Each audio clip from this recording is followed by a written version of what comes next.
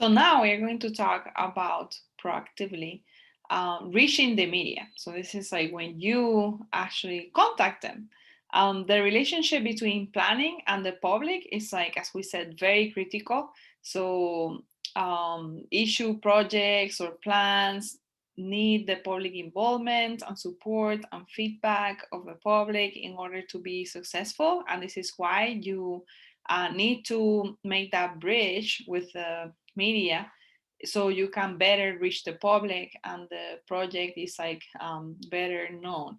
So at times you might be required to do that yourself instead of like sitting around waiting for them to contact you.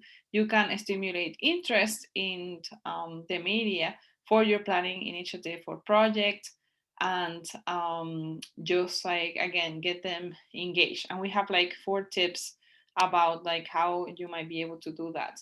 um, so I think that the if you send out like a news release, like you have to have like a good title, something that is like catchy and that is like important, and in order to like reach audiences. And in a way what you will be looking for is like how to tell the story in a way that is actually worthy of the news. So how do you make it more interesting?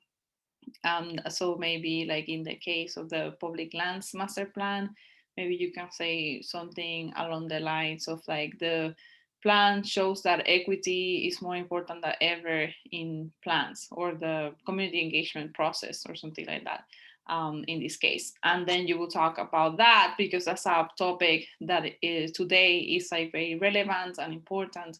So the media will be more likely to pick up that story if you're like reading it in that article. And you always can do that, but the question that you have to ask yourself is like how I make this like news worthy. And then you have to like identify the journalist that covers like these kinds of topics. And so fit is very important, so not all places are going to be interested in your story. And you have to actually find out where are the places. So it could be that the Salt Lake Tribune, because it's like, or the Deseret News, or all these like big newspapers, but there's so many like blogs and different magazines and places. Like for planners, you can contact the APA magazine and see if like they're interested, and there's like a local newsletter too. Also there's like this blog that is like really really great for all things that are related to planning and building in Salt Lake City. So this group actually like they come to planning commission meetings and to city council, and they quote many of the things that people say in those public meetings. But you can also try to approach them and see if they will be interested in a particular story. But again, if for the people who are interested in anything that has to do with planning, they are probably already members of this, and they will be those people that maybe are more interested than people that might read the Deseret News or the Salt Lake Tribune. But they will probably be very interested in your story and will try to publish it. And of course, if you're trying to reach another more general audience, then maybe you might choose the major newspaper in the city, which are those 2 that I already mentioned. But feed is very important. So a planning magazine might be interesting in what you have to say, a general newspaper, but if it's like something about fashion or food, well, they're not going to be interested. Fit is like everything. So you have to target the right journalists also. So there might be different journalists that might cover different kinds of topics.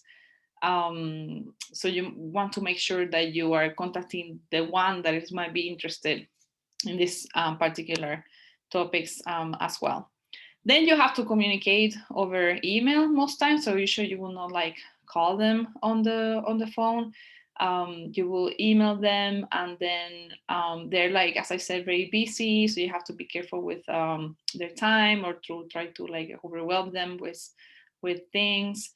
If they're not interested, sometimes they might just ignore you. That doesn't mean that they're not interested for always, but it may be that at the particular time they were busy, they didn't answer your email. Just try again later on, or try with a different journalist, or go to a different place altogether.